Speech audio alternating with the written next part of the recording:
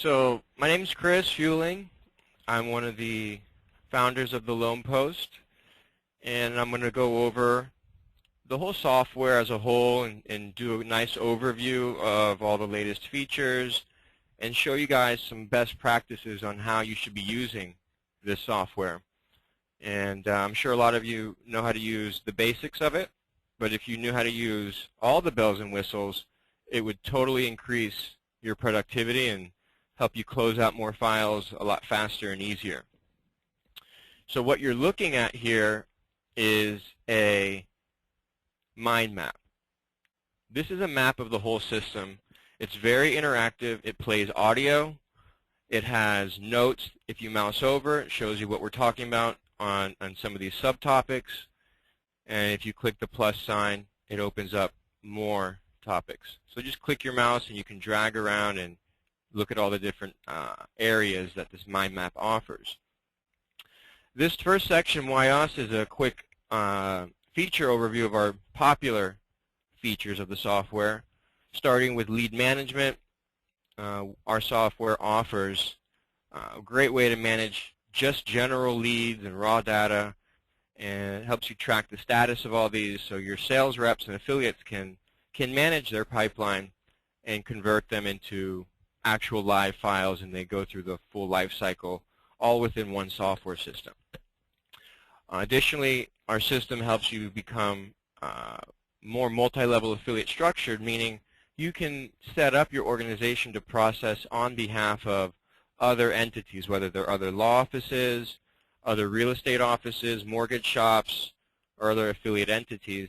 And the way that works is, you create a main back office account, and underneath that you have branches, and branches are synonymous with, like I said, real estate, law office, mortgage entities, anybody that submits business to you guys, and generally they'll have agents underneath them.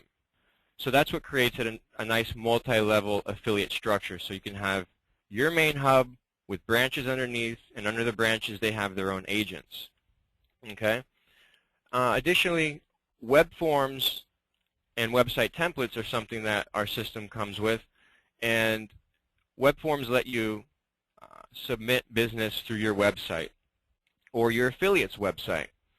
And I'll show you sample web forms when we get to the detailed overview of that particular feature. Website templates, we have a whole gallery of sample websites that we can set up for you guys. That will show you all the sample templates that we have with content pre-written. So whether your business is foreclosure defense, loan modification, short sale, or what have you, a lot of it's already pre-written. You can customize it to how you see fit. Hold on one second.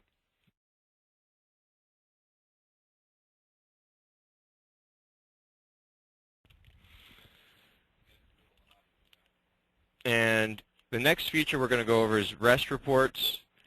A lot of you may not know what that is. Some of you do. We have thousands of these REST reports being ordered through the software, which helps you, basically like an automated underwriting engine, give you a predisposition of where your client stands in regards to qualifying for HAMP Tier 1 and Tier 2 with the actual NPV 5.0 analytics. These are all up to date. As it changes with Treasury and whatnot, it reflects in this system as well. So you'll always know before you deal with the bank whether or not your client's going to qualify, and it will show you why they don't qualify if that's the case, and you can find ways to work around that to get that file to get approved. Document automation with e-signature is a very popular feature to help you guys be more efficient and automated in regards to sending out your retainer agreement or your customer client contracts, or just general forms, industry forms that you need to get signed, lender packages and whatnot. It's a big pain in the butt to fill all that stuff out by hand, and if you can also get it e-signed, it keeps your whole operation paperless and digital. And the next one we're going to go over, customizable pipeline workflow. This is essential as well to show you from a management standpoint where you stand with all your files. If you're a processor, negotiator, you want to see your pipeline and see where all your files are at as well, because you can assign specific files directly to key employees. All right. That's where I was talking about here, a signed file pipeline. Online status portal, 24/7 access for affiliates and homeowners as well. They can all log in and see the status of their own file with any particular notes. They can upload files. They can edit their file depending on the permission setting. And that makes it super helpful. So instead of homeowners calling you all the time getting antsy and wanting to know what's going on, they can actually log in. Or you can send them a quick update email and they'll see what the status is of their file. The shared calendar tool will show you how all your tasks and reminders are set up if anything's past due, if there's a sale date pending, if there's money owed for particular files. Your calendar, your master calendar, will show you all those different items.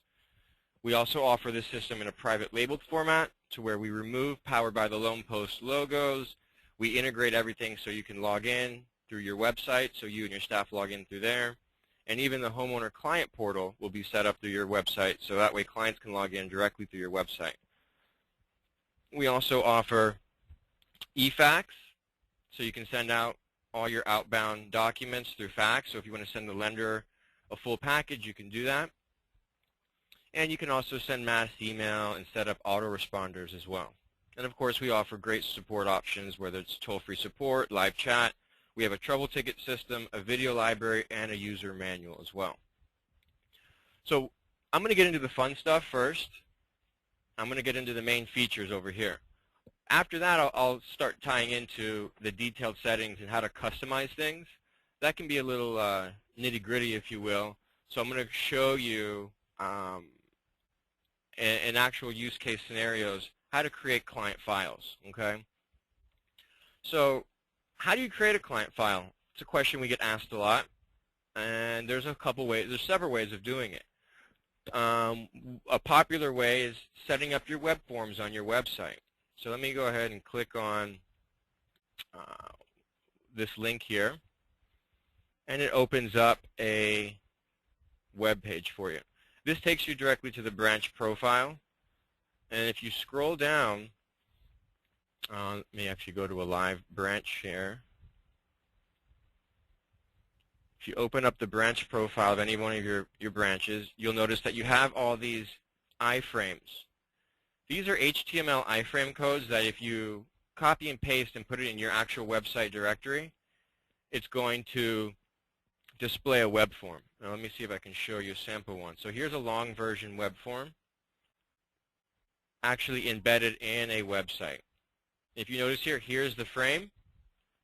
It shows that it's on this particular domain, and this has an agent dropdown. So if you want to track, Alex Gomez is the agent on the file, and the client can fill everything out here, or maybe Alex is filling this out right through this web form. And this is how you get a nice lead, a full scenario actually, not just a lead, but a full scenario with income and expense, their hardship explanation, detailed answers to a nice 20, 30 question Q&A, and they can actually upload documents. Okay. So all this is filled out right through a web form on your website. We have several variations of this. There's a short version. Here's a quick example of what a short version iframe would look like. Here, this is just one page. So notice how there's only one tab here. So when you select your agent, you fill this out, and it's a much shorter version, but it gives you the basics of what you need. Here's even a mini lead capture form. You click here to find out if you qualify, and then it just asks the basic information. This is your typical lead form that you see across the web for lead generation sites. So if you just want to get lead information and get the bare bones basics, this is a great way to set that up. We also have a DIY web form version. And what this one does is it lets homeowners log in, kind of like how TurboTax works to generate a IRS-ready income tax package. This works the same way to generate a bank-ready loan mod package. The clients would register, they would pick a plan, and they would fill everything out, and at the end, it generates a bank-ready loan mod package.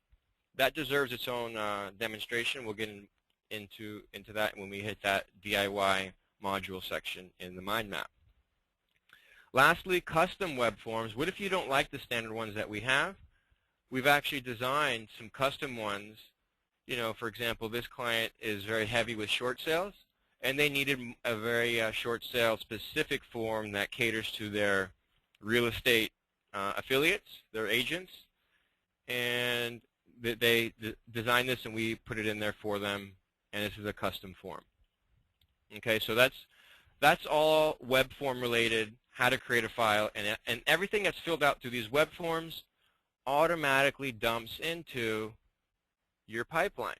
So when you log into your back office, you see a pipeline here. You'll see that you have X amount of leads, 70 new files. All the web form data shows up in the lead column, or I'm not sure, maybe I think it's the new column. Either one of these two is where that data will show up, and then you can open up the file and start analyzing everything that they filled out by clicking from tab to tab. Okay. More direct way of creating a file, any user type can create a file, whether they're an agent, a branch, or back office employee. It's important to note that there's 3 distinct types of users in our software. Primarily, you guys are dealing with back office employees. That's where you have processors, negotiators, paralegals, attorneys, managers. They're all managing all the files that come into this main primary company. The branches are kind of like your underlings, right? They're their affiliate entities that you work with. They actually have their own special login area that they can go in, and they can create their own files, right? The same for agents. Agents can create their own files, and they belong to a branch.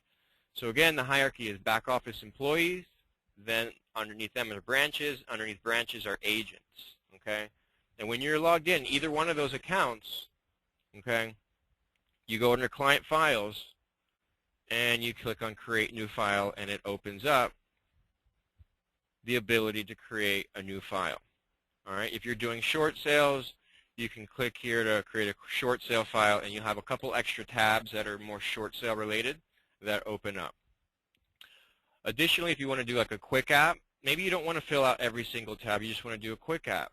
You can click on this item here, and it opens up a one-page form. So if you've got a call center situation, or you just want people to do it really quick on the fly, they don't need to go through multiple tabs. These are the primary data fields that you want to collect from your borrower, from your prospects. Okay? And we have several other, like here's a short sale snap app form. If you're heavy into short sales, here's a one-pager form to fill out a short sale deal. We have some companies that are doing the joinder litigation cases. We have a special joinder application as well. All right. So let me see here. Short sale snap app, we covered that. We covered that. All right. Now, importing leads. If you have an Excel file from maybe an older system, or maybe you have all your files in Excel or CSV format, you can import them into the software via the import leads area. So when you go in here, you upload your file, you name it, and let's click on this. Let's pretend we uploaded already. It gives you sample data that's already in your file, and you say, all right, yeah, this was the client first name, and you have to map it. This column here is the last name, client phone number.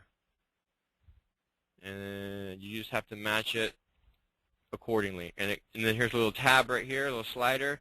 It takes you all the way across. So it doesn't matter how many columns you have, you can match it to these drop downs right here. Now this doesn't cover every single field in our system. If you need a more complex import, you can send us your file, and we'll help map everything for you and do all the heavy lifting and get all that data imported for you. But this just helps you do a quick import with some of the basic information that you would have with a file. Okay? All right. And then API lead/data posting. Some of you may use Leads 360 or Lead Mailbox or any other third-party application that you manage leads with. You know, lead management systems are just primarily set up to manage your leads and that lead cycle and the sales cycle. But when they convert to an actual file that needs to be processed, you need all the bells and whistles of the loan post. So you'd want to forward that lead over, and with Leads 360, that's just one click of a button. You can just post it on over, and it dumps right into your account under a specific branch, under a specific agent, and there's no need to manually type in that data. So that's your API lead data posting method. So we just covered all the ways that you can create a client file. Now, moving on, what's actually inside a client file? Some of you may not have played with every single tab of the client file. So if you notice, let me go ahead and close some of these out. So we're inside a client file here. This is your main client info. This is your contact info, the subject property info. Here's their current mortgage scenario, if they're months behind, how much are they past due, their loan number, the date that they last made their payment. And then this little counter here tells you how many days behind they are since their last payment date based on this date here. So that's a good indication of how past due they really are, right? And then you have your original lender and the current lender. Sometimes those are going to be differing lenders. And here's all your broken down monthly payments related to housing. And it gives you a total over here. And then you have your second lien information as well. And then anything that's quirky with the loan, maybe there's a third or fourth lien lender involved, you can put your notes there about that. Next, you have your property info tab. This is very important for more short sale specific clientele. But if you want to input more details on the property, this is where the detailed property information lives. You know, based on the property appraisal. If you're doing short sales and rehabbing type stuff, you want to know what your cost basis was versus if you rehab the property and things like that. HOA information is important. They are a huge factor in getting deals closed related to short sales. Who's the title company involved on this file? Are there any other liens that you want to incorporate? All right, so you can add multiple liens and details on that lien. And schedule of real estate as well. If you want to indicate that this client has multiple properties, you would input that here. The next tab, income and expense. Whether you're doing short sales or loan mods, this is important. You want to have a nice detailed view of what they bring in versus what they spend. And there's just some cool calculations in here. It automatically tells you what the total gross income is. You know, also gives you your total net monthly income. If there was a co-borrower, this whole section over here would be filled out for the co-borrower as well. And here's your other miscellaneous household income. Maybe there's family contribution, maybe you're renting a room, and things like that. And then here it summarizes what your total gross and total net is.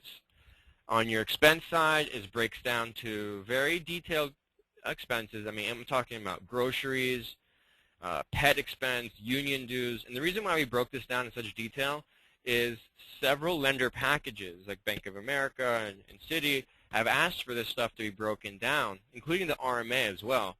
And that stuff gets all populated on those forms. And we'll talk about that when we hit the Docs tab where document automation takes place. Again, here's your utilities, and then it summarizes your total expenses. And then down here it gives you, all right, your total net income minus your household expenses gives you your disposable net income. That's a good number to indicate, are these guys upside down every month with their income expenses, or are they positive a little bit? And the rule of thumb is you want to show a little bit of a surplus, $100, $200 a month, and you want to have a current mortgage DTI, you know, above 32%, but you don't want to exceed, you know, that 75% range is going to be a little on the high end. And, you know, it's all a numbers game at this point, and knowing the right numbers for each lender is critical as well, and that's something that you learn with experience. And we have a live help desk as well to help you with some of those items related to, well, what is this lender like? How should I submit a file to this lender? And that's powered by our REST report division, where we'll get into that when we hit this tab right here. The next tab we're going to go over is hardship. The hardship tab has all the main hardships that could possibly take place. If you click on any of them, they come pre-written, and then you can edit it to personalize each hardship explanation. Saves you a lot of time, gives you a nice professional explanation, and of course, we give you the option to edit those as well. You can indicate if it's temporary or permanent, What's the duration of this hardship? Is it going to be a short-term, medium-term, or long-term deal? This is something, of course, that is asked on the RMA and some other lender packages as well. On the Q&A, this is really important. Some of our web forms actually have this available too, so the homeowner can fill this out, or if your affiliates are using the web forms, they can fill this out as well. And this gives you a very good depiction of where your client stands and what red flags are in this file. You know, are they currently behind? If the answer is no, if the answer is yes, did homeowner receive notice of foreclosure or default? These are the sub-questions that would be asked. So the system is smart, right? So if the answer is no, you don't have to fill anything out. But if it's yes, we want to know, when did you receive that notice of default? Have they received a notice of summons? You know, is there a sale date provided by an attorney or trustee? If so, what is their information? Most of the time you're going to want and need that information during that negotiation process, whether you're doing a stop sale or whether you need to get answers directly from them, from the source, things like that. Have they already received a modification? If yes, it asks for, please give us details on what happened with that. So notice how these questions are dynamic. That's important to know. And, you know, have you been 30 days late in the past 12 months? This affects your HAMP eligibility. Is the home currently listed for sale? Who is it listed by? Is the home currently vacant? Is it in need of repair? These are all detailed questions that, one, make you guys look professional and you know what you're doing. So whether you have a very rookie sales rep, having them in front of this Q&A form, it'll help them look more professional and keep them scripted and on point and getting all the right information to help you make accurate decisions on how to move forward. And two, the lenders are going to want this information anyway, so you look that much better when you submit a package with all these questions already answered. So we've done a lot of the legwork up front for you guys, and we've put this all embedded in the software for your own benefit. Make sure you guys are taking advantage of that. Now, on the REST report side, you know, this is the ultimate way to determine eligibility. Yeah, you can look at the income and expense and answers on the Q&A and figure out, you know, where they stand. You can probably look up their property value via Zillow and whatnot. Yeah, that's a great way to, if you really know your stuff and you know what you're doing, you can guess whether or not they're going to be eligible. However, with the REST NPV integration, everything comes pre-populated from what you already entered. There's a few extra fields that you need to enter in, like what was their original term in months, what was their first payment date, if it's an ARM, when's their next reset date, is there a monthly MI premium, what was the note date, what was their original LTV at origination, the original loan amount. You know, a lot of this stuff you're going to have to call the lender and get this information firsthand, whether you do it through a three-way call with the homeowner and the bank, or whether you do it through a QWR, you know, qualified written request. You can gather all this information. That takes a lot longer. However, you know, the three-way call is the best way to get this stuff, and in one click you can fire this off and it spits back a full report. And I'll show you what that looks like real quick. Let me see if I have it open. Let's go here, open that up, and you'll see here's a full REST report. You'll notice that it's about 42 pages long. It's very in-depth. It's, you know, a full analytical view. It does 11 property lookups through AVMs to tell you exactly what their property value is. It runs the HAMP Tier 1, the Tier 2, the PRA, which stands for Principal Reduction Alternative. It does the waterfall analysis, and it really gives you an accurate depiction of what they qualify for, including HAFA as well. It comes branded with your information, right? So when your client gets it, they know it came from you. If they show their friends and family, you know, you get credit for that, and hopefully you'll get some referrals out of that as well. And this summarizes everything that was ran. Let's see here. I'm trying to get to the good stuff here. These are all the inputs that you would want to verify with the lender to make sure that when it's ran, that the lender's running the same thing that you ran. Because oftentimes they'll tell you, oh, you got denied because NPV failed.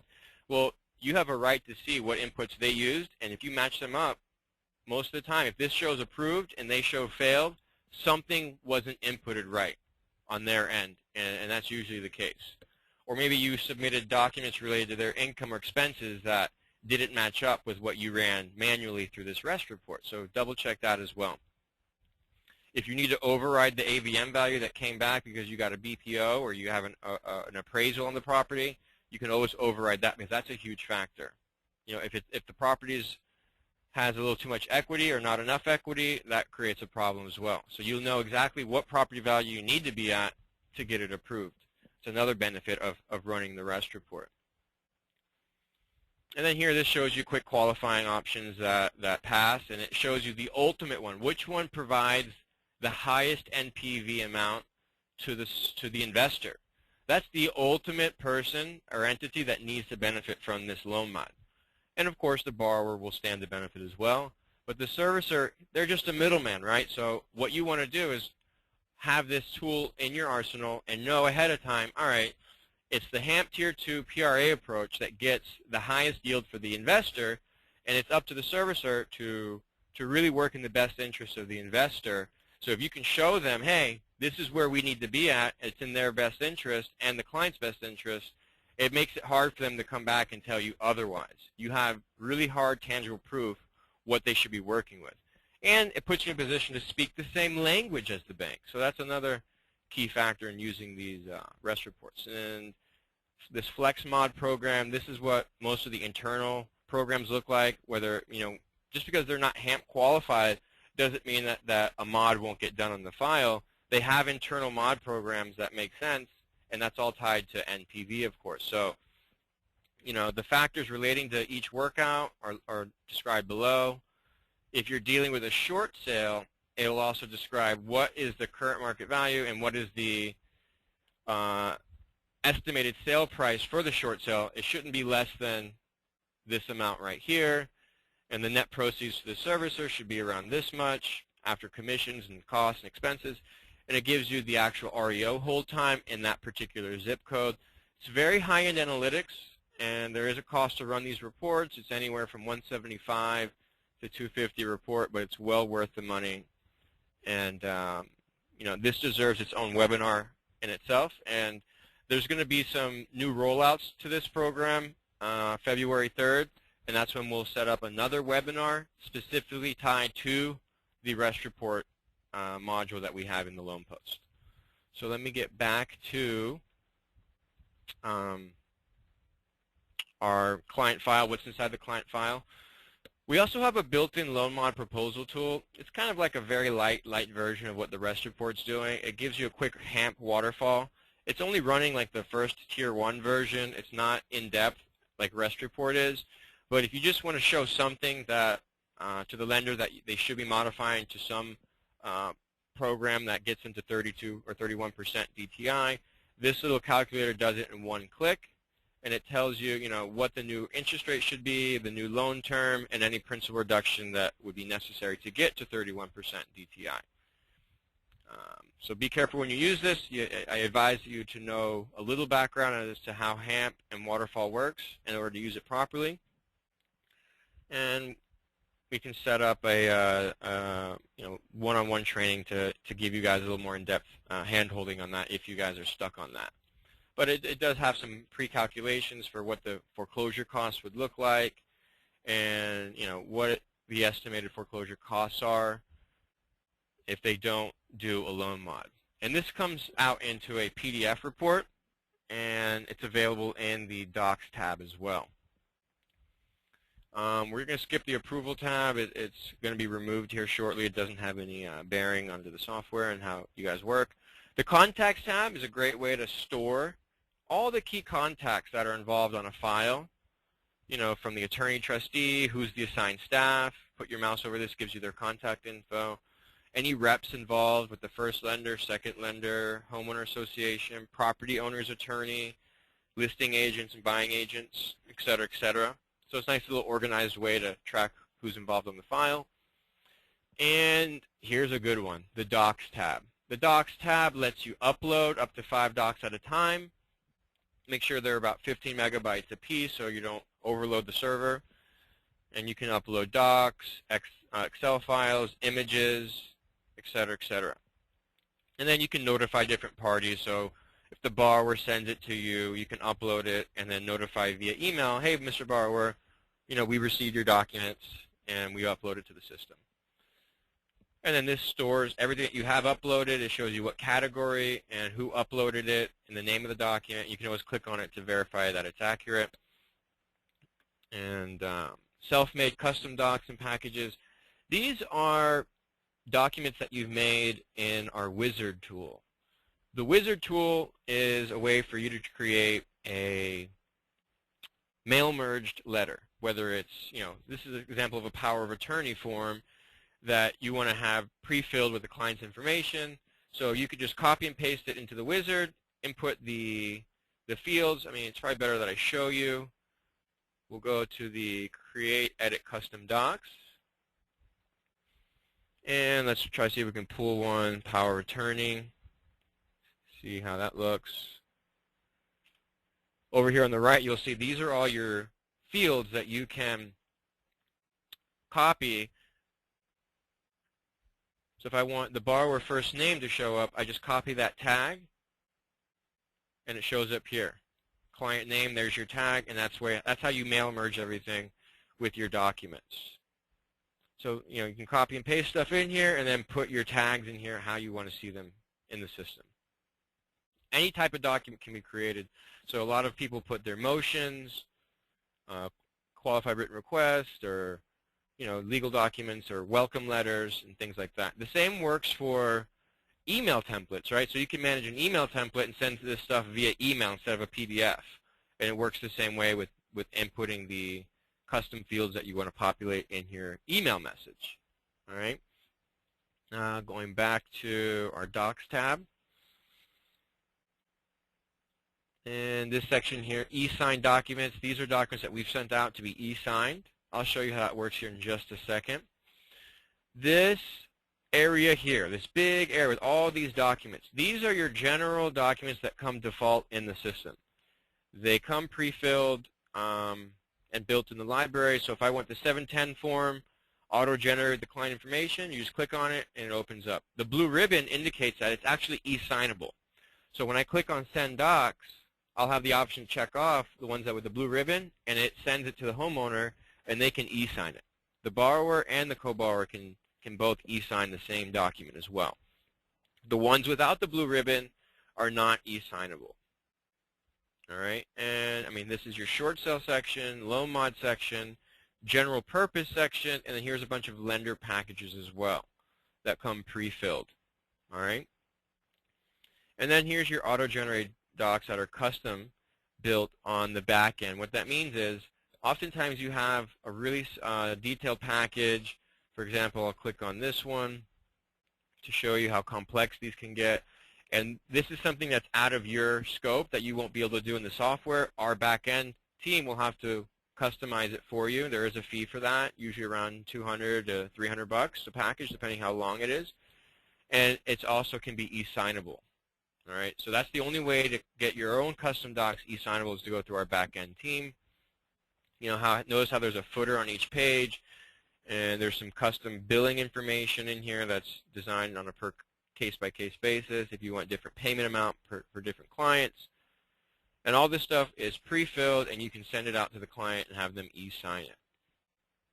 All right, and these are just your standard uploaded docs and files that you want to give access to your whole staff. Think of it as like Google Docs lets you upload stuff that is shared among everybody. This is how you can upload stuff that's shared among everybody. It's not dynamic. It's just uploading a file that people want to reference or use on a per file basis. Okay. So that's the Docs tab. Let's go ahead and click Send Docs real quick to send this out to a homeowner. If you see here, we'll click the RMA. Has the blue ribbon. It'll be e-signable.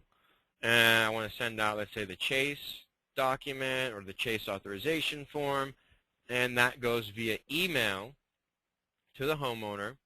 And this is what the email would look like. And it will say documents for review, signature, and then this is the name of the company in the software. This would obviously reflect your company name. And then it'll talk about their property address and then links to what they need to sign. All right, so if I click on the Chase new package, I have to know the last 4 digits of my social. So if I go back here to Joe Distress, let me close this out, client info, I can get the last 4 digits of the social, 5555. Let me go back here. Well, this is what the signing viewing area looks like. Here's the picture of the document. You scroll down and you can see there's certain areas that need to be signed. You click to sign. I can actually draw my signature, right? And then I click apply, and then my signature is drawn. Or if I want to just type my signature, click here to type signature. It shows up in a nice cursive font. Apply. And now I have a nice cursive font signature there. And it tracks my IP address, when it was signed, and what email address it was sent to authorize that signature. Okay? So that's the e-signing process. Let's go back here. And by the way, you can also e-fax stuff out or just straight up email, and they can download and print and do it the old school way and just scan it back or fax it back to you guys. But ideally, you want to use the e-sign tool if possible to keep everything legible and clean and neat. Moving on to the next tab, you have your tasks. This shows you all your pending tasks, things that were not started, in progress, completed, or past due. And things that are highlighted show that they're past due. So you want to make sure you're on top of this. Remember, garbage in, garbage out. If you're not maintaining this, it's not going to reflect accuracy in respects to getting things done on a file. But this is a great way to hold other people accountable to things that they need to do. So if I need to create a task for this borrower, you know, I know that this task belongs to who? The homeowner or another employee in the system, maybe the agent I'm going to assign this to. And then here I can name the subject, set up the due date, maybe set up a reminder date. What's the status? It's not started. It's a high priority item. I can upload documents associated to the task, and I can put all the details on what needs to be done. I click Save, and then it shows up in the the Task tab of this file. And of course, it shows up in the calendar of whoever was assigned to that task. So that's important too. We'll show you what that calendar looks like here shortly. And then your last tab here is Checklist Workflow. And this basically, the difference between a workflow and a checklist, workflow is kind of like your way of creating an assembly line. And you want to make sure every file follows the same protocol, the same steps. Okay? And then you have, you know, you can customize this. And that's what I'm going to show you in the user settings and company profile settings. Down here you have your checklist items. This is also customizable in the company profile, and you just check these off as you receive them. Some companies use this as missing documents. It can be used either way, with the way we've designed it. So if you decide to use this as missing documents, just check them off if they're missing, or if they're received, you check them off. And if they're not needed at all, you can say it's not required and just click on the red X and it disables it completely. Okay? So that covers all the tabs in the client file. One of the things that is missing here is a sample short sale file. So if I were to open up a short sale service here and I click Save, you'll notice that I have a few more extra tabs. Short sale proposal, and a HUD tab where you can generate a preliminary HUD. And down in here you have, you know, more detailed information on who's involved in that short sale. And we'll be reorganizing this here shortly because a lot of stuff is just contact info that we have available for the short sale stuff. And then you can also generate your own short sale proposal. Whether you're doing a HAFA, this also populates on the HAFA short sale form if you're using that. Or if you're just doing a general short sale, what you want to do is come up with your short sale offer, right? How do you do that? Well, there's a sophisticated formula that was brought to our attention a couple years ago that helps come up with an accurate short sale offer, and it utilizes what the cure rate is, what the forecasted depreciation is on that property, the stigma discount in that area, and you can edit these numbers if you know what they are or if they've changed recently. and it gives you, the REO value. And at the end, based on what you're suggesting your short sale offer to be, let me see here. Let's say we do 350. Then it comes and tells you what's the investor benefit by accepting this short sale price. And it gives the net investor benefit, which is ultimately who you want to cater to, is the investor. Showing them a positive return on any transaction, whether it's a mod or a short sale, is ultimately the key. And then, of course, you can customize your summary and enticing them with, look, we have an anticipated closing date on this day. We have an offer ready to go. It's a cash offer, et cetera, et cetera. This is pre-written for you. Of course, you're going to want to customize this on a per-case basis. But it's nice to know that all this can be created on the fly and generated in your Docs tab. Which, let me just show you that real quick, too. So if you look at, let's say, the loan mod proposal PDF, see if I can find that. Income expense. I know I have it here in the Bank Ready package.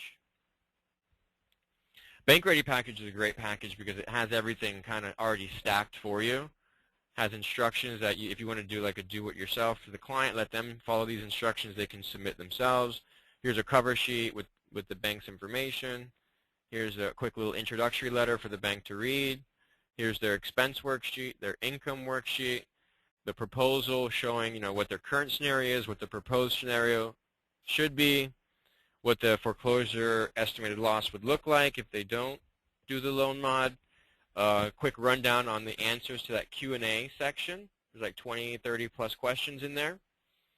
And then you have the RMA pre-filled. And you have the 710 form right here. That's pre-filled as well for you. The 4506T as well. So all this stuff is basically needed when you're submitting a package. Of course, you always want to include the supporting documents, and that's here in this checklist here. Please make sure when you submit this package, you include your hardship letter, you include your copy of recent mortgage statements, tax returns, pay stubs, bank statements, etc., and that really does complete a full file for you. All right. All right. Moving forward out of this, let's go back to our mind map and see where we are right now. So what's inside a client file? We just covered all these different tabs that are in the system. Some of these were short sale related. Remember to activate that. Make sure the short sale service is enabled and it activates those specific tabs. Okay? Let me go ahead and close this. Now we're getting into pipeline management. Pipeline management is really what the system's all about. So let me close out some of these areas here.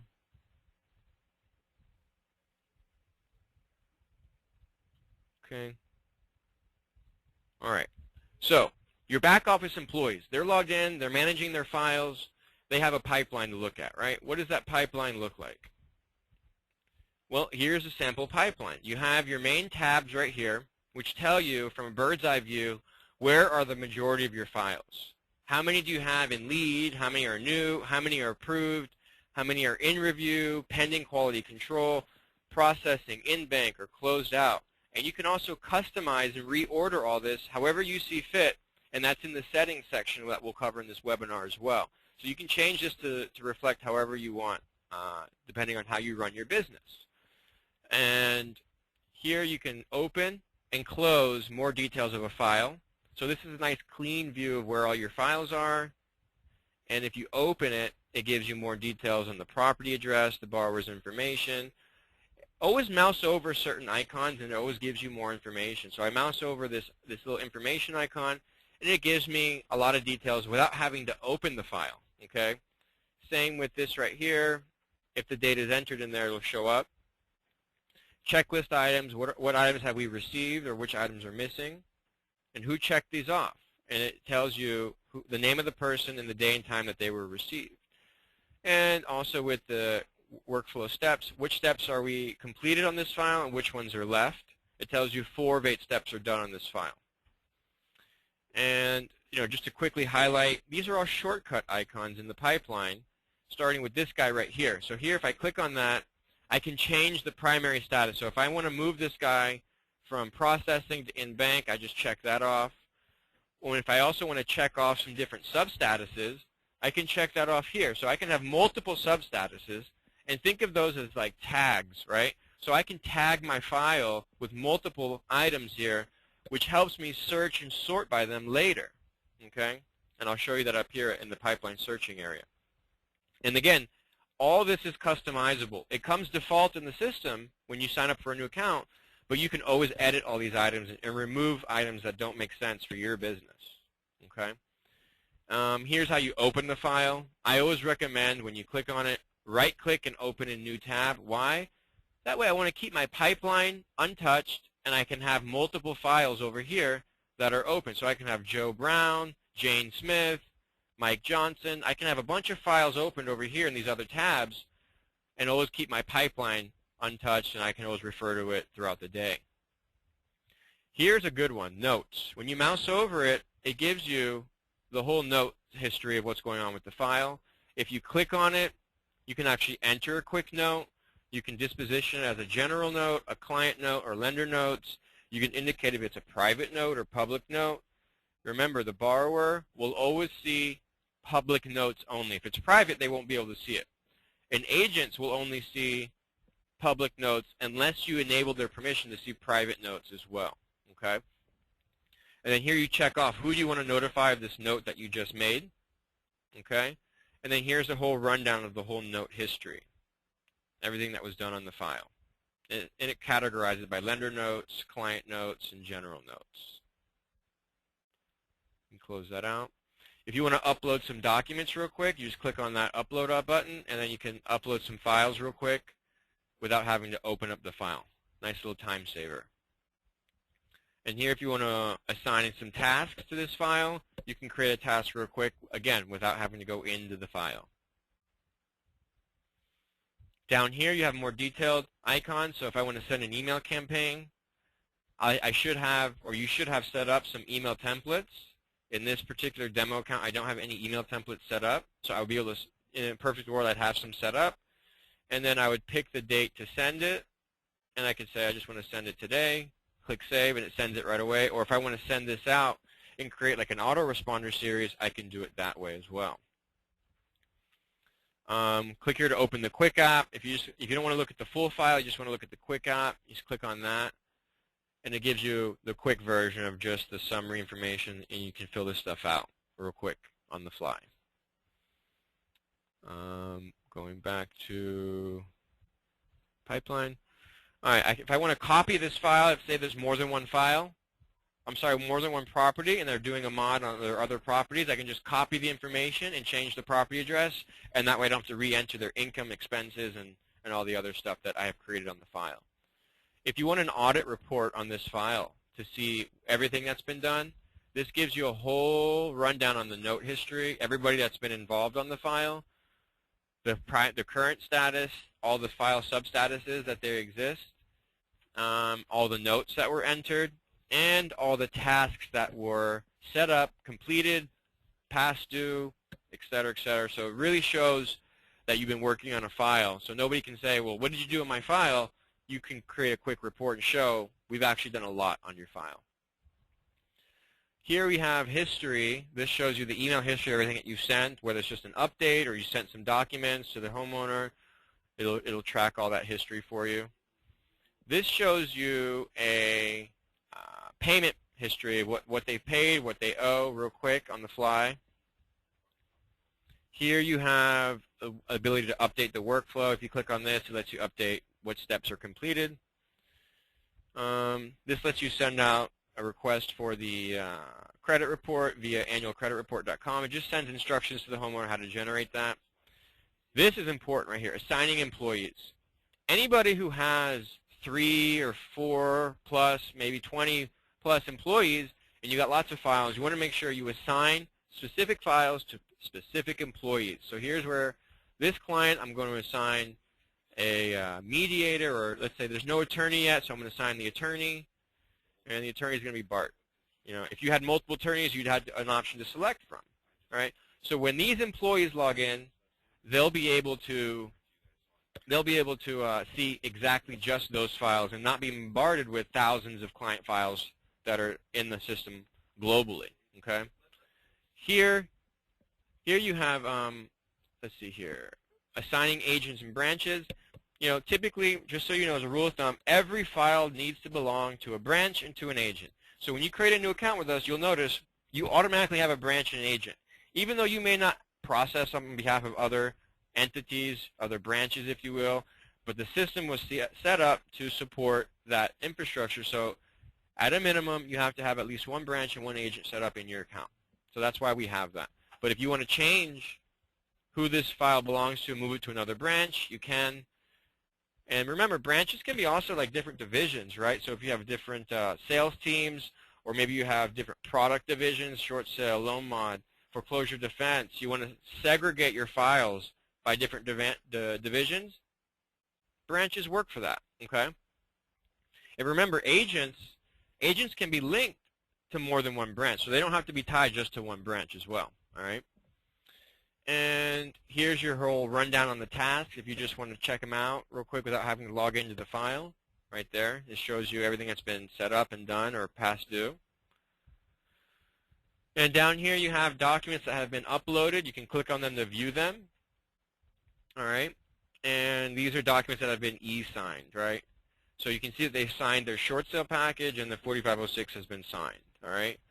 So that's a rundown of everything in the client file pipeline. Now on the top here, this is where you can search and sort all your files by a multitude of different variations.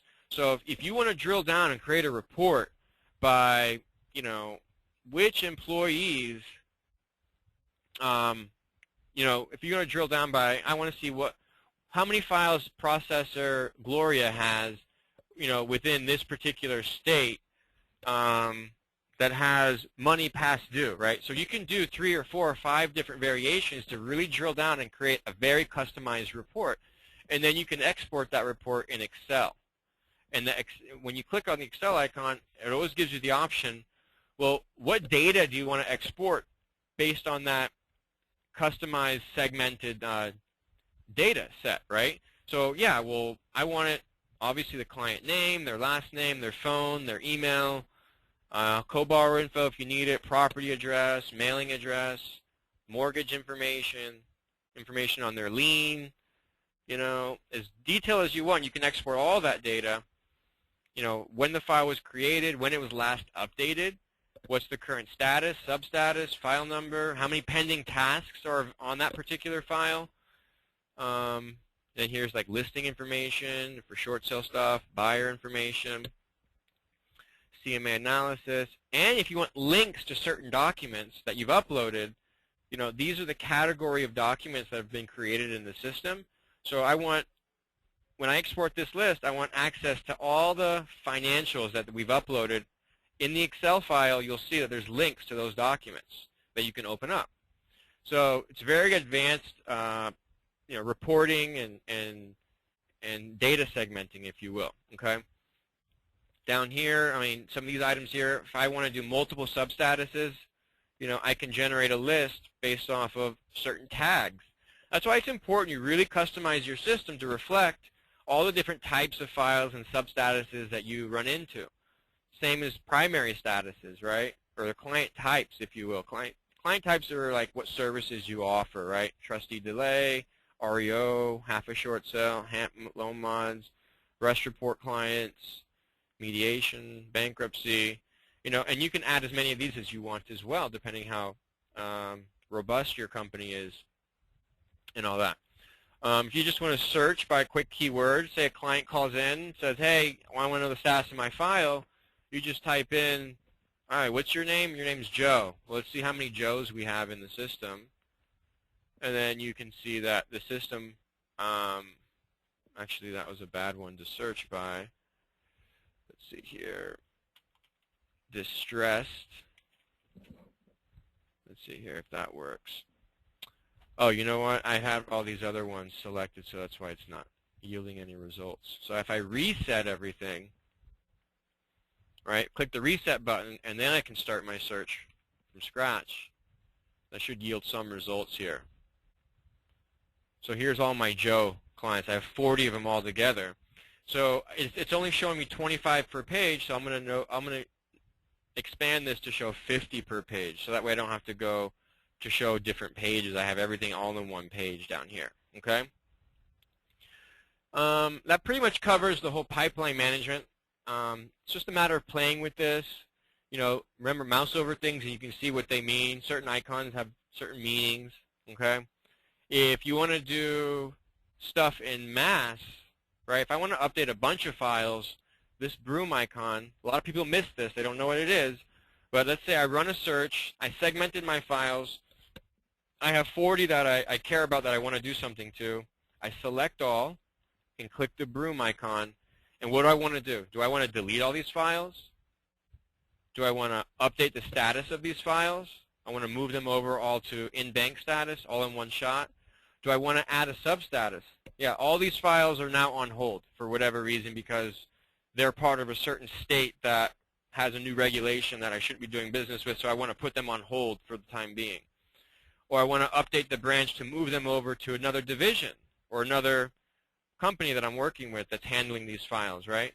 Again, the branches, remember, there's so many different meanings for branches. What if you partner with a third-party company that does your, let's say, credit repair or debt settlement or does your securitization audits or whatnot? You can create a branch for that particular segmentation and move your files in bulk to that branch, and then the branch manager logs in and they have access just to those files, okay? Vice versa, you can also assign employees to particular files, and when that employee logs in, they'll only be able to see just those files. So that's another cool way to have a third-party company or person come in. Without giving them full access to everything globally, you just assign files to them, and they're only going to be able to see those particular files. Okay? So let's go back to our mind map, and let's see where we're at. Okay, so pipeline management. We covered all the shortcuts. We showed how, you know, these are just the highlighted ones that we covered. Setting up tasks, opening up the client file, assigning employees. I showed how you can search and sort your files to create a segmented data set and export that to Excel. And I just got done showing you how to mass update and or mass email in bulk using that broom icon. And by the way, when you log in as a branch or an agent, they have a very similar view, which I've set up over here. Let me see here. This is the client pipeline for a branch. You see how you're logged in as a branch AE. AE stands for account executive. And I only see files that belong to me as a branch. I don't get to see all the files globally, just what's tied to me as a branch. And of course, I can see all the agents underneath me and what their files are as well. All right? And also for agents, they have their own pipeline view, and the agents look like this. So, welcome Chris Fueling. I'm logged in as an agent, and I'm tied to these two different branches. I have a DIY software branch and a foreclosure defense firm that I'm tied to, and I only see my particular files. No other agents or other branches I can see unless I'm tied to them. And it's a very similar pipeline, so I can search and sort my files.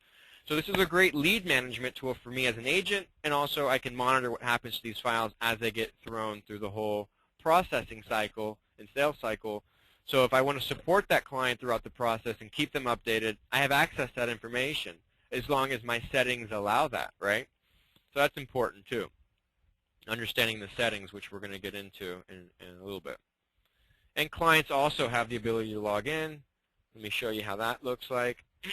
So here I'm logged in as John Loan Mod file, and I only see how it's very restricted what I can see here. I only have access to my own file. This is editable for me, and that, again, that's a permission setting that I'll teach you guys how to use. When a file is in a certain status, it can become editable for the homeowner so they can fill this stuff out when they log in and when they have time to fill this stuff out. But if you move it over to, let's say, in processing or in bank status, you don't want them to come in here and accidentally edit anything, so then this would become read-only mode and all this stuff would be locked. So it's tied to the permission setting that you enable, right, and what actual status the file is in determines whether or not it's editable. And this stuff is not like intuitive right in your face, so it's important that you guys read our manual, use our mind map, and also just call us up for help or use our live chat to understand how that part works, okay? And down here you can see the clients logging in. They can see, you know, all the note history. Remember, these are just the public notes. They don't get to see the full rundown of the private notes because there might be some stuff that's sensitive to the company that they don't need to see. All right? If they want to ask a question, they can notify their agent or the branch person or any other employee that's been assigned to this file. Okay? And they can see the whole tabbing system here. And they can even upload documents as well. So if they're savvy enough and they know how to use a scanner or whatnot, they can upload some stuff in here as well. And if they have multiple cases, you'll see this is just one case that they have. But if they had 5 properties with you, they'd be able to open up each one of their files. Okay? And they can change their password and all that. All right? So pipeline management exists for all user types, just to clarify that. Calendar, task reminders. This is really cool because it shows you, and this is located right here in this calendar icon. Click that, open a new tab, and you'll see that I have, I think November is the one that we have a lot of data for. Change that to 2012. Right, okay, so here you can see I have all my tasks showing in November. Pretend that we're in this month's November. You can see that I have all my months set up. And let me see here. Hold on one second. And I can sort this by sale date, billing reminders, or all. Let's just do all real quick and see how convenient this is to see in one calendar view everything that's going on with my files. And blue is tasks. This pink colors for sale dates. So I know I have a sale date coming up for these files, and they're hyperlinked too, so you can open up the file and get more details on it. And if there's money owed, for example, I just mouse over the green ones, and I can see balance due, $300. They haven't paid that yet, and I can find out what's going on with that as well. All right. So this is your calendar tool. All right, let's go back to our mind map. So we just covered how the calendar and task reminders work. Billing and commissions, this is obviously very important. You want to be able to track when money is due, when it's owed. People miss this where it's located, right? So let me show you. That is located towards the bottom of the page. So yeah, it is very overlooked. But if you look, I'm in a client file at the very bottom, billing and commissions. And here's where I can add a fee. All these fees are something that you can turn on or off or add different ones.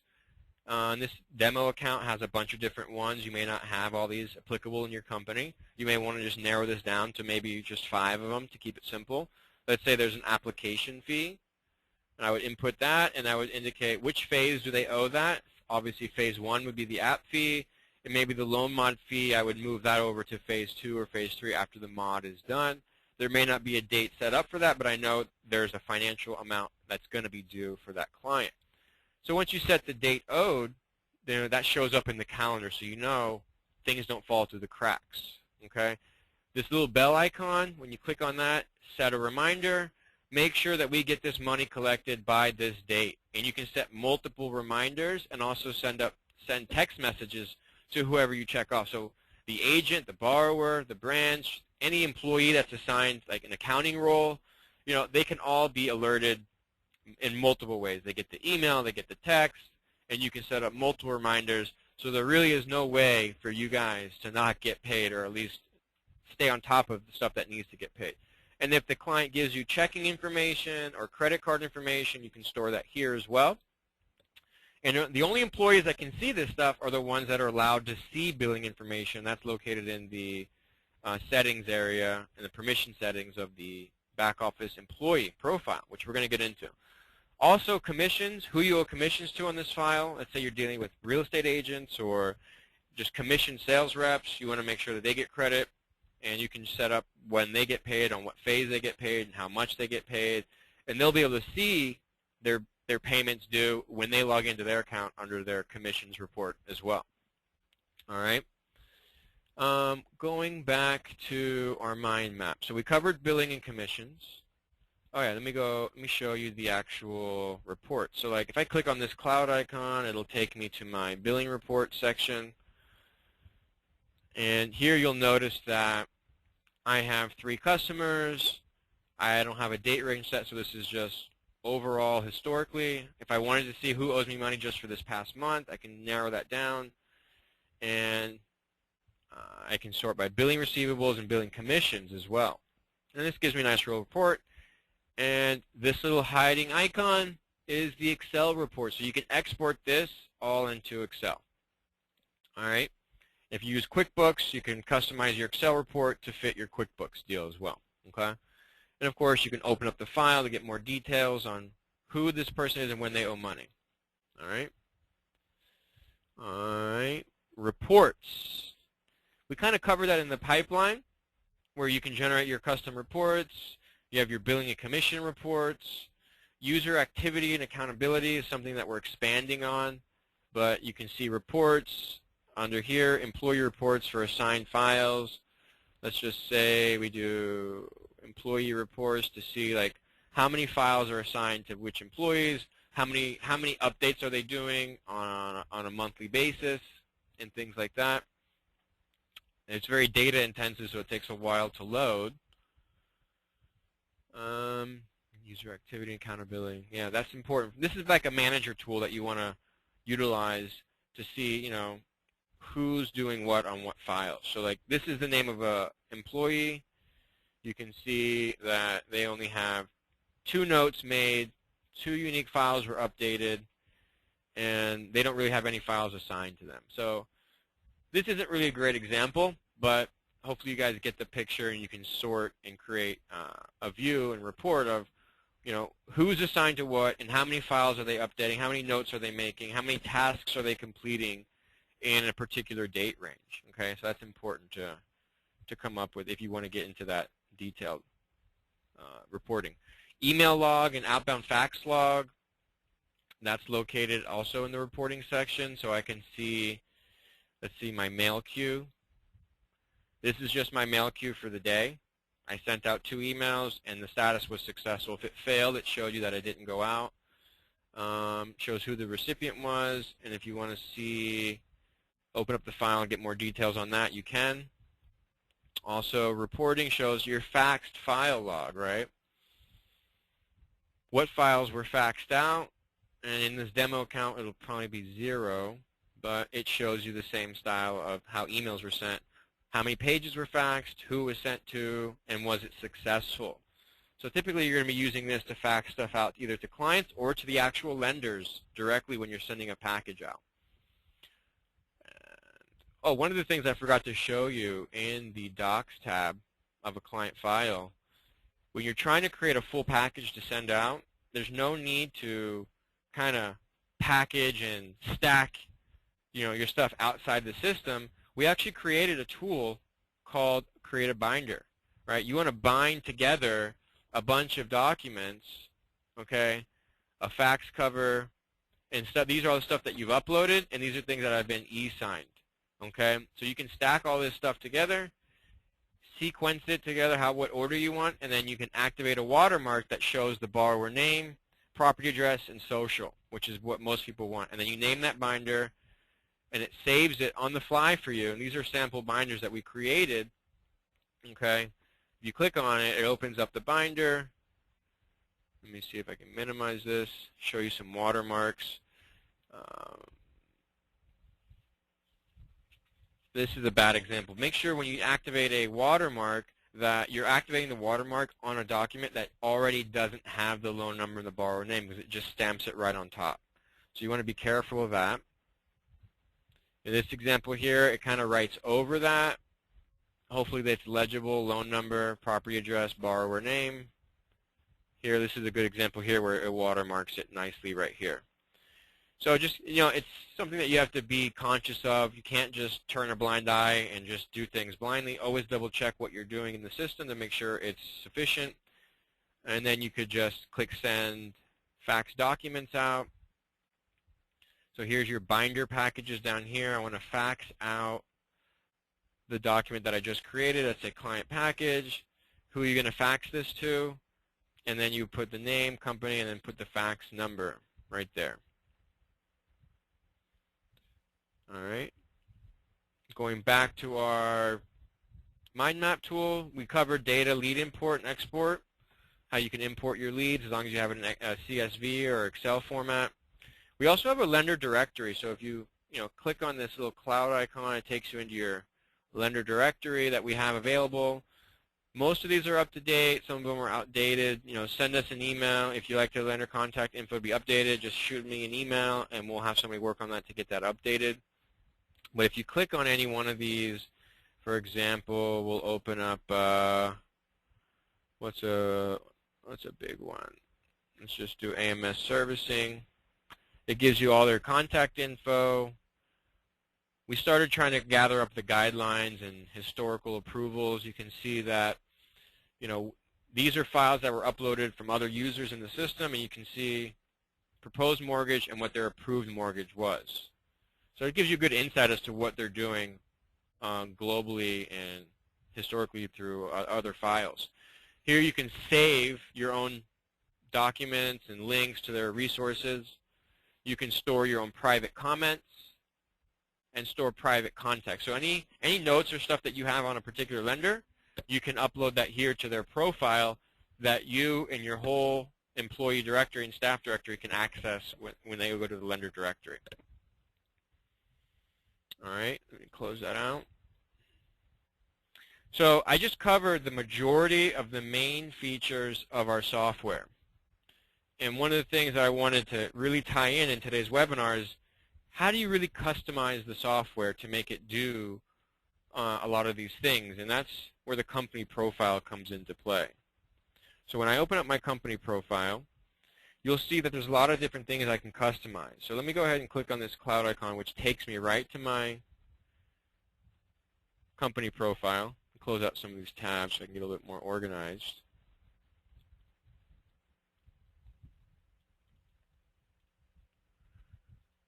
All right, so here I'm in my company profile, and you'll see that this is where I can enable which services you guys offer, right? So if I'm in a new company, I'm in here, I want to check off what are the different services that I want to offer.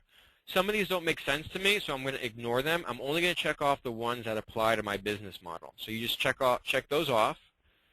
And additionally, the same thing, I'm going to do that for the billing fees. I can check off whatever billing fees are applicable to my organization. Additionally, right here, you can see that I can use the default settings that the Loan Post offers me, or I can set up my own SMTP settings, so that way when mail comes out with my name and my email address, and it goes into a client's Gmail, Gmail will accept that email instantly and right away, knowing that it came from my actual mail server.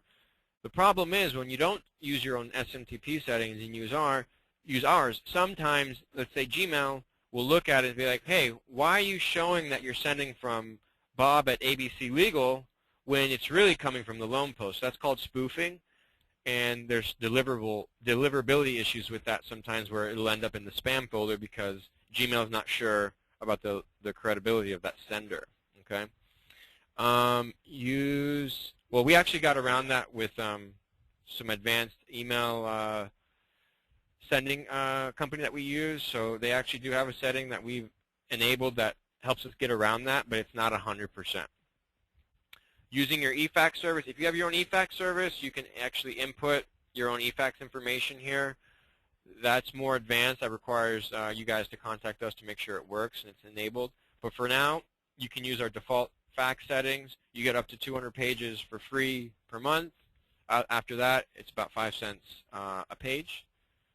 And let me see here. The next one is your docs and settings tab, right? So these are all the global docs that come with your account. Please come in here, review them, make sure that you like the ones that we have. Review them before you make them available and live to all your users and staff, right? So just check the ones off that you like and you want to use, and they become available for all your branches and whatnot.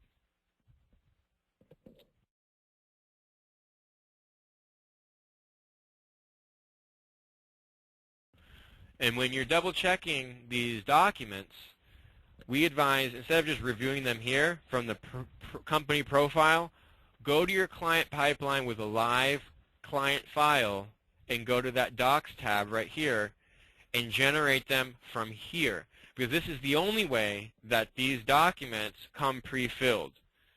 From here, this just gives you a blank template of what the document looks like, but they won't pre-fill. So always double check how it pre-fills from the client profile itself.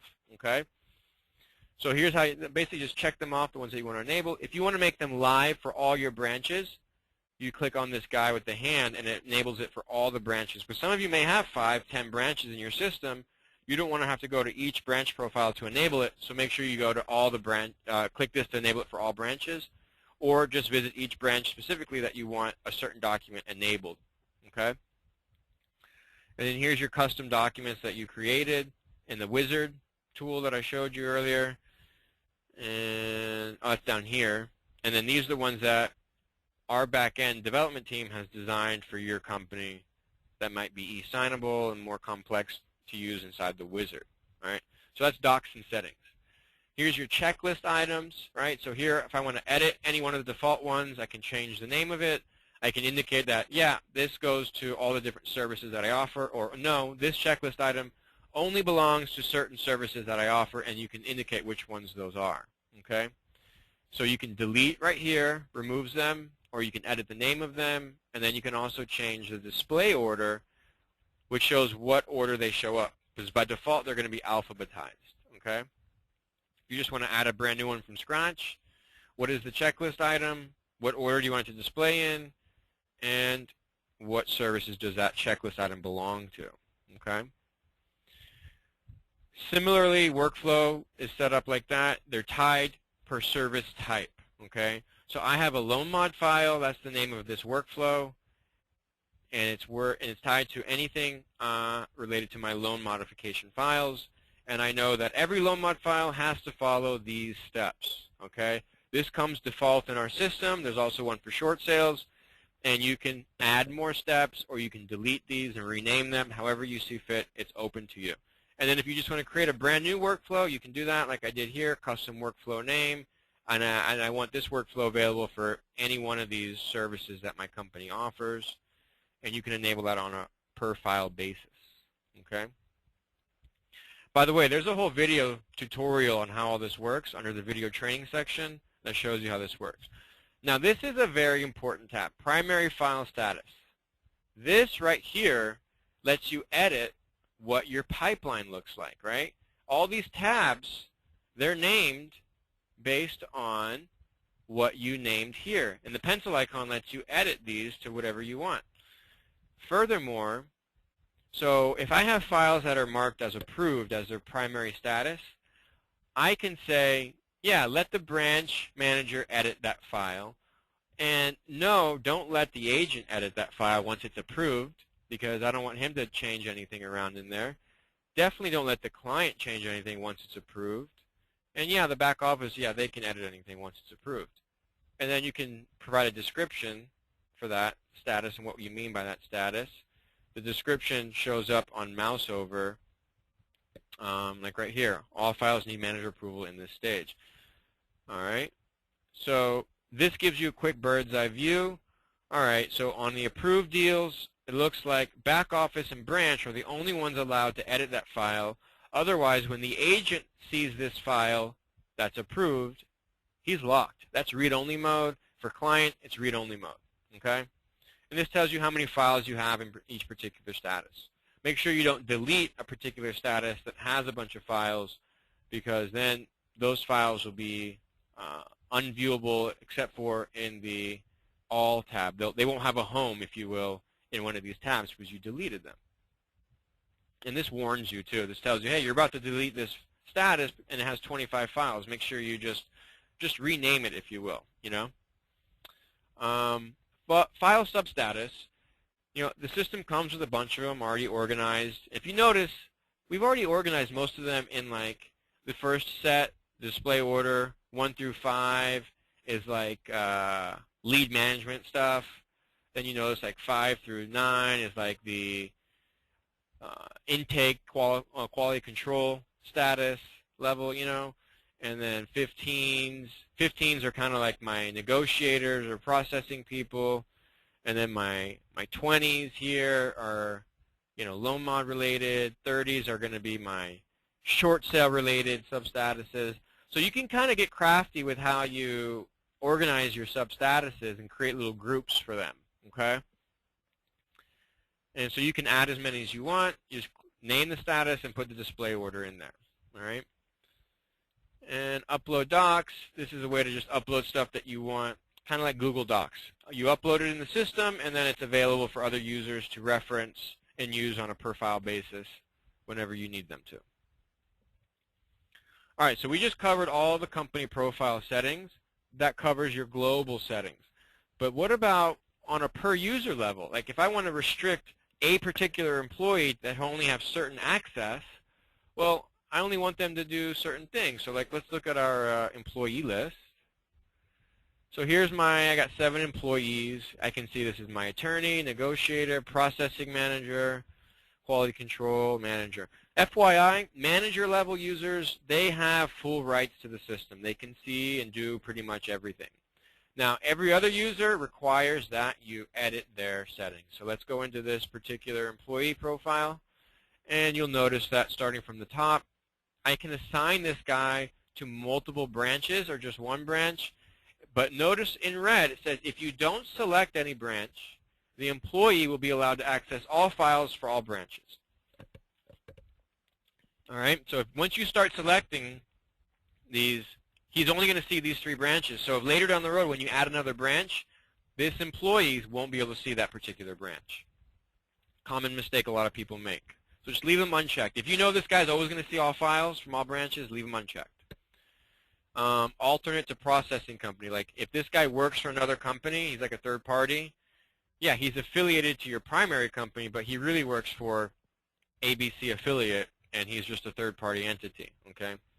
Here you change your role. Here's all the different roles you can have for a back office employee, okay? If you need another one added in here that we don't have, let us know. And here's all your main on-off switches, right? Allow login to the back office. This basically turns him on or off if he can log into the system. This here shows allowed to view all files. This is a big one, right? So if this guy, Bart, who's an attorney, he's really set up to manage certain files when we assign him the files. He doesn't need to see all of our files globally. He's only responsible for certain ones that we assign him, and he charges us an arm and a leg for each file anyway, so he only needs to see those files. So we're going to mark him as no. That way when he logs in, his pipeline, it will only have this. He won't have access to the main pipeline or the old pipeline, okay? Allowed to Excel download. Do you trust him enough to be able to create reports and export your sensitive client data? You can turn that on or off for certain employees. The third-party authorization form. Not all your employees should be listed on that third-party authorization form, so you can turn that on or off. If it's on, then their name shows up in the third-party authorization form. Allowed to create files. That's a way to restrict them. Maybe you only want them to just manage what's already in there and not add anything new. Same with creating tasks. Do you want them to create tasks in the system or just manage what's assigned to them? The dashboard, you can eliminate the view of that dashboard, which I didn't show anybody yet. I apologize. The dashboard is basically a quick rundown on all the shortcuts on what everything can be done on the system with user-friendly icons. And going back, we have allowed to see private notes. So yeah, on every user level, you can disable them to see private notes, and maybe they can only see public notes. That might be useful for some people. Allowed to delete or replace uploaded docs. That's kind of like a managerial right. You can turn that on or off for certain users. Allowed to edit or delete their own notes. Some people say, hey, I don't want anybody messing with the notes. That's kind of for auditing purposes. You don't want them to have access to that. Allowed to see billing section. That's, maybe you only want certain people for accounting to see that, so you can turn that on or off. Allowed to submit to REST. Maybe you only trust certain people to run a REST report because, again, there's a cost per each REST report. So make sure, by default it's turned on. Turn people off if you don't want them to submit anything to REST without permission. Allowed to mass email, that's a permission that you can turn on or off if your parent company is enabled for that. And allowed to edit files. Do you want them to log in and just be in read-only mode by default? You can turn that on or off. So these are all nice permission settings that you can turn on and off on the employee level. All right. And what other ones do we have? We basically covered all these items here. Moving forward down the list, branches. Branches are a whole other user type. They have very similar user settings and permissions. So let's go ahead and go to, let's look at our branch list. And you'll see that we have our 3 branches. This one's a DIY branch. We didn't get into that in today's webinar, but you'll see that we have these regular branch types. When you click on that, it opens up their profile, and this gets you into their settings and permissions. They're basically the same as what we covered with the employee permissions. Allowed to create files, allowed to submit to REST, allowed to see private notes, and things like that. And then again, here's their iframes that you can upload into to your website that lets you have a web form. Remember, every branch has their own web forms, so when a file or a lead is created in a web form, it dumps automatically to that branch and the default agent on there. And remember here, this is important too, whatever services you enable in your company profile, you can enable in here for the branch. But let's just say, what if you have multiple branches that represent different services and divisions? You may not want everything enabled for that particular branch, so you only turn on a certain few. And remember, these show up in the branch web form, right? So when somebody's filling out a branch web form that's on your website, which services are requested, whatever you check off in the branch profile is what shows up here, not in the company profile. So that's a nice little tip to remember. Docs and settings, here's where you can enable, well, when I'm dealing with a certain file, let's say it's a short sale file, and I'm in the short sale branch, I don't want all these loan mod related documents available, so I'm going to uncheck all of those and only work with these short sale documents. Okay? So that's something that you want to be conscious of, and also for your custom docs and your internal custom-made docs as well. And here you can upload certain documents that are useful for this particular branch only. And if you want to have a specific legal contract, you can customize your own legal contract for this specific branch. All right? And if you want to track referral sources for this particular branch, you set that up in this particular tab here. So when you're on the web form and the client's filling it out and you want to ask, well, how did you hear about us? You have all these options, and you can add your own in here if you have different referral sources, and you can track that there. All right. By the way, this mind map is available to you guys. If you look in the help section, click on System Overview Map, you will have access to this map that I'm showing you today. Make sure that within the browser session, you're logged into your account. So every time you click on, these cloud icons, it hyperlinks you to that specific page. So as you're reading and learning about a certain feature, click on this and it takes you to that page. I'm sure you guys noticed that's what I was doing here. Different branches, DIY module here, that's a different type of a branch. There's an extra cost for that. So when you open up that DIY branch, you can select, do you want to ask for payment before or after you create the loan mod file? So when the client's creating their account, do you want to charge them at the end after they fill everything out? That's a good tactic to get them committed and paying at the end. Or do you want to just charge up front and then give them access to the software? Because at the end of the day, they're buying a product. They're buying a tangible product.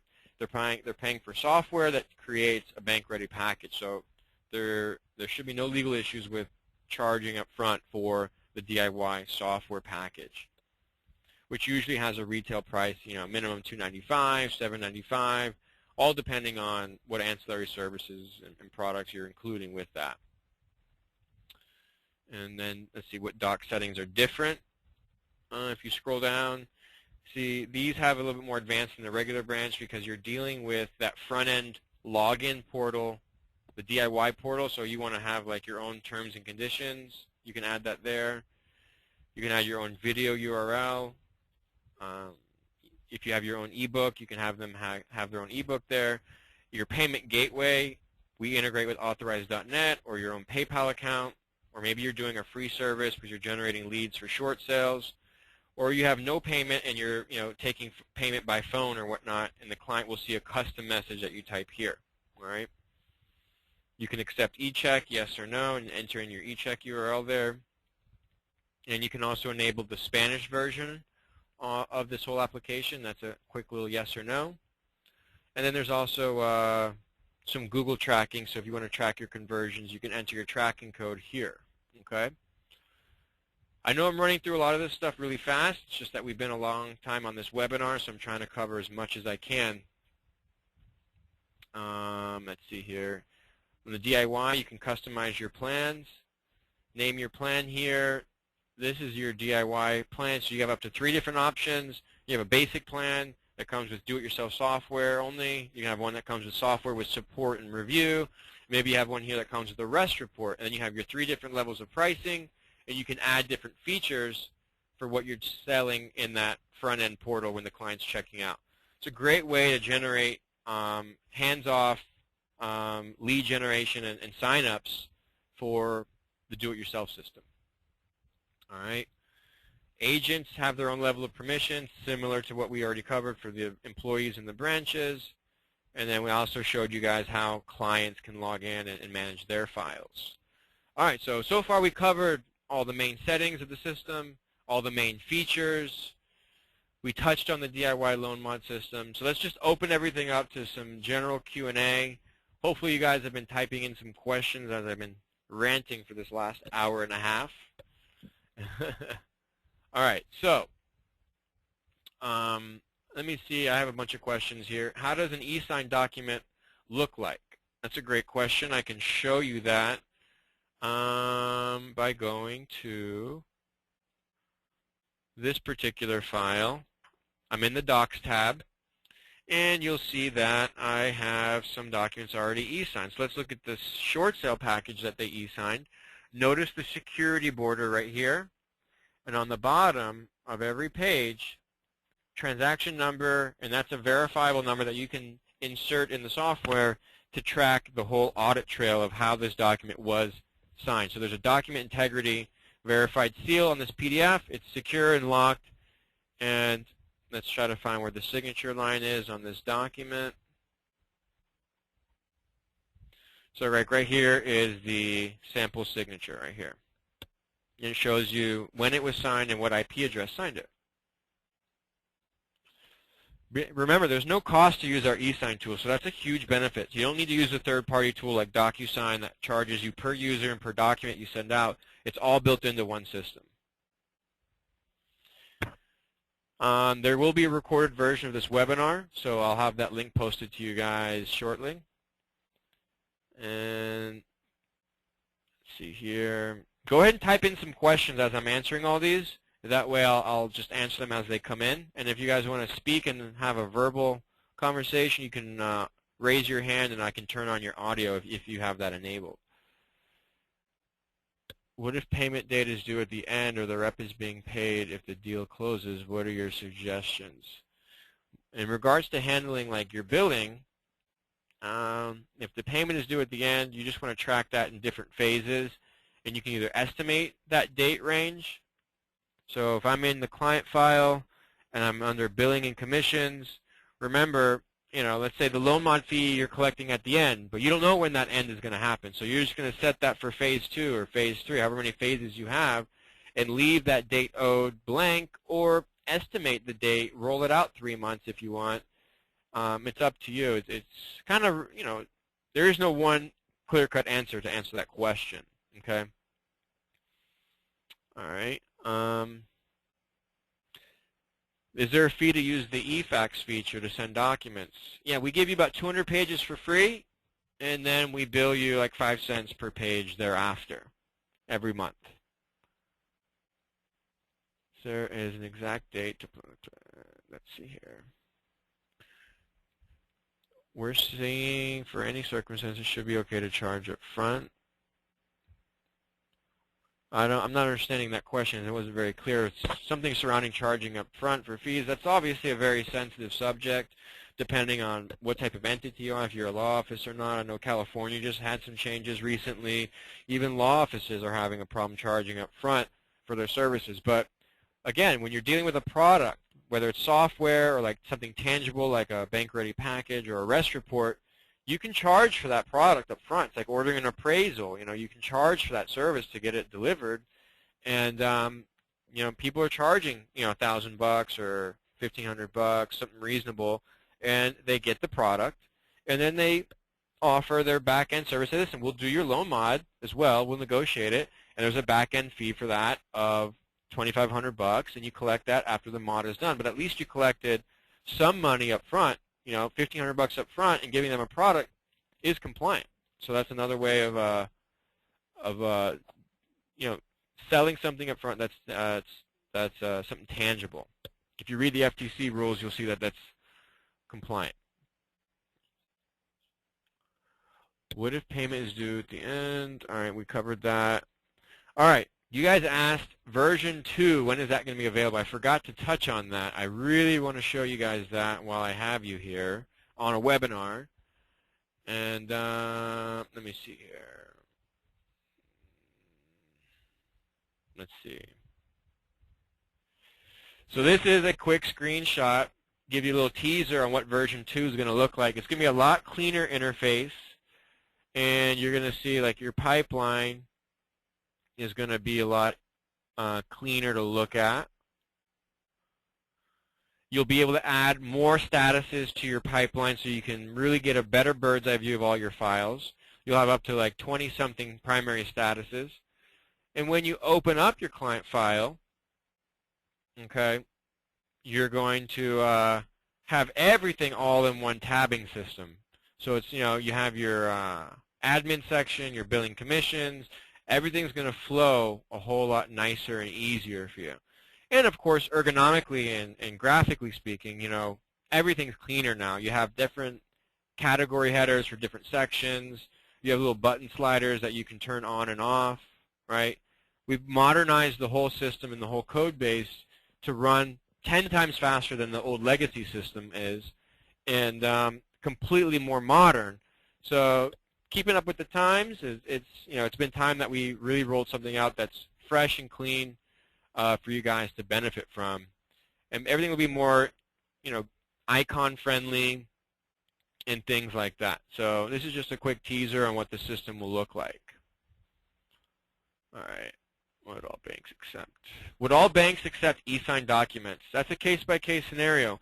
A lot of them don't, but some of them do. Like 4506Ts, I heard, are now accepting e-signature. That helps out a lot. So it all depends case by case. At the bare minimum, if you're dealing with a lender package and you don't want to take a chance, don't use the e-sign version. Just do the one that auto-populates everything and send that to the client so they can just have it signature ready, and then they can just send it right back to you via fax that turns into a PDF, right? And then that's the best way to manage your documents and stay digital, so that way you can quickly just upload it to their file.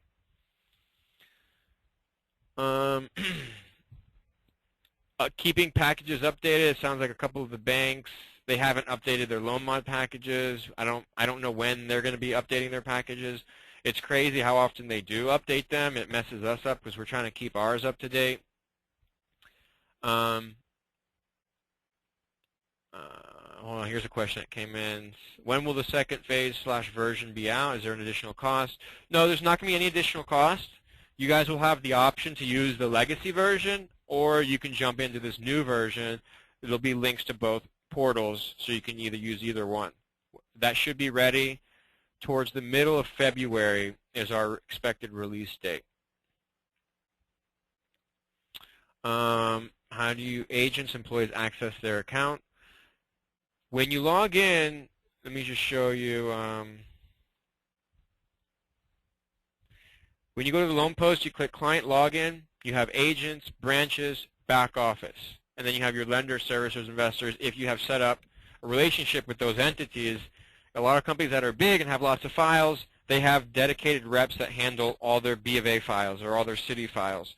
And then they could basically log in and manage them through here.